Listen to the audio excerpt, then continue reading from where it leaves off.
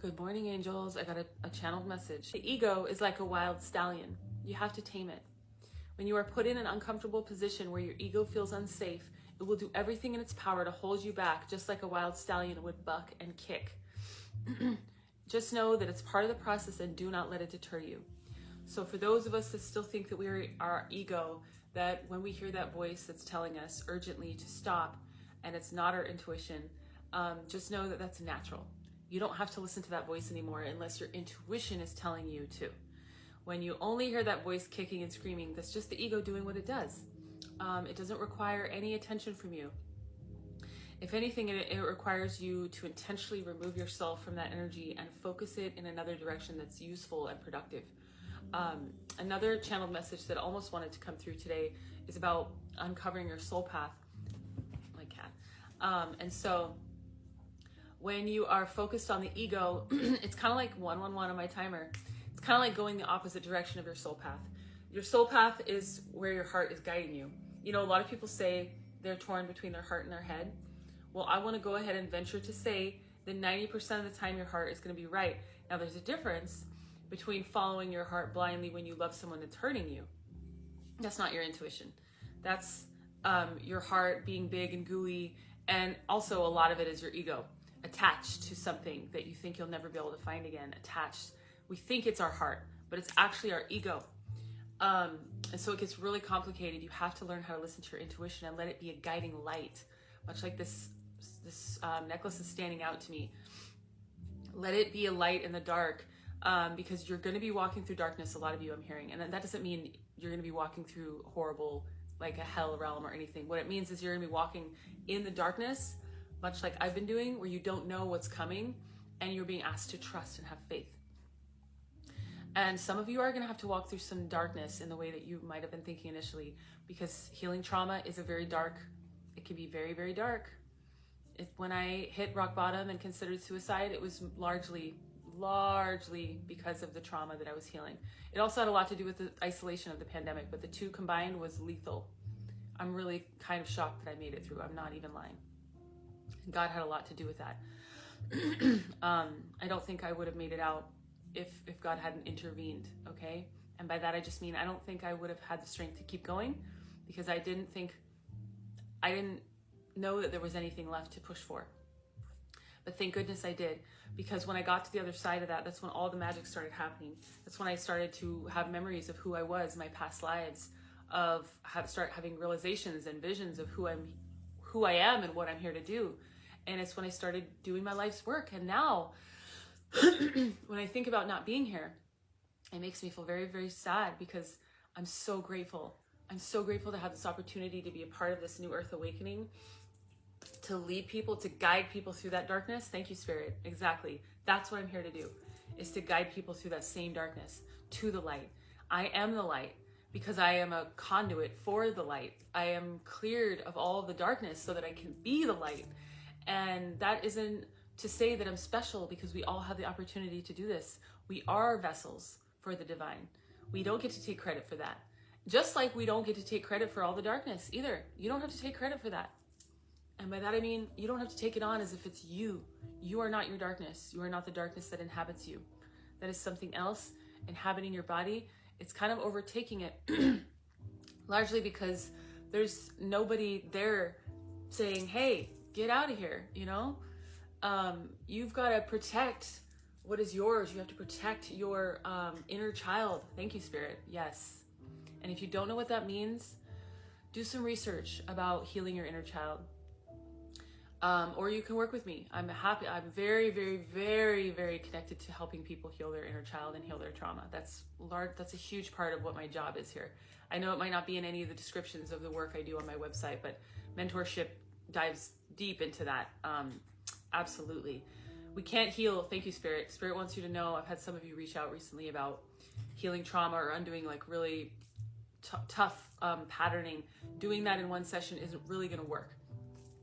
And it's the same goes for you. Doing it in one session just by yourself, working by yourself, is not going to work, because it takes diligence, it takes patience, and it takes rewiring your brain. Thank you, Spirit. Creating new neural pathways that didn't exist before. Because what we do, our brain just defaults to the ones that are the most often used. it is like a path through the woods.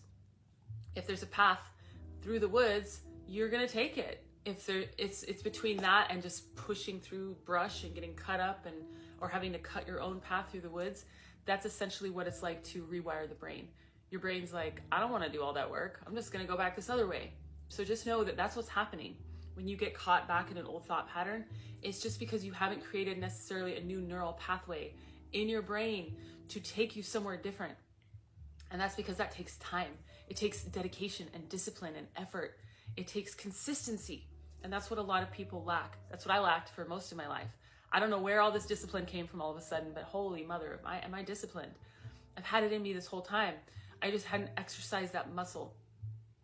So if you're trying to do the real healing, if you really want to get control over your ego, and by that I mean to be able to oversee everything with love and know when to push the override button when your ego's going into panic and fear, there are times when that's essential. Yes, run for your life. And there are other times when that's not necessary. And it's really just taxing your nervous system. Thank you, Spirit. Draining all of your energy and making you feel impotent. I keep using that word. It's a good word. It's a good word to describe this because impotent.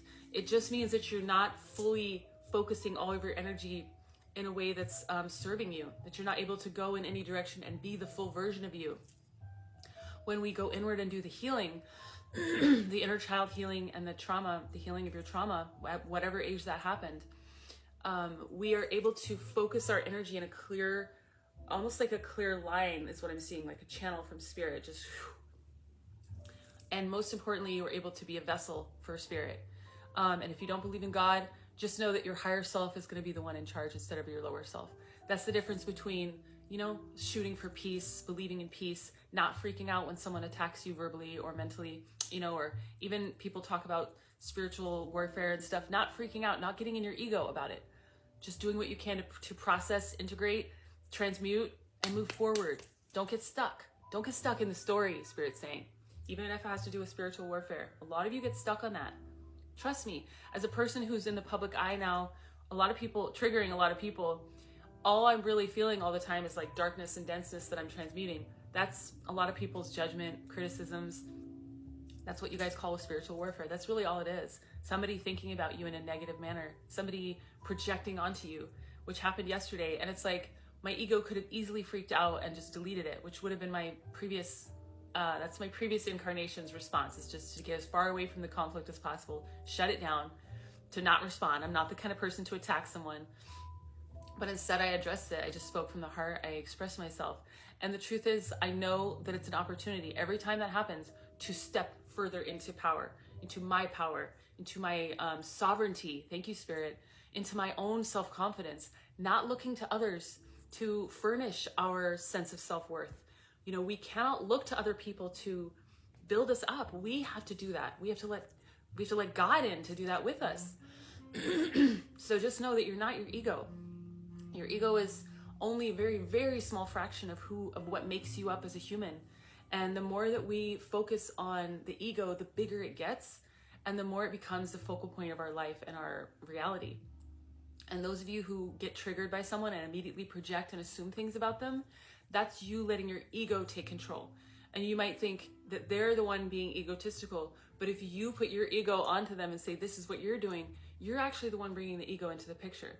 We can't make assumptions about what other people's intentions are, especially when they're very obviously out there as a person trying to help and assist.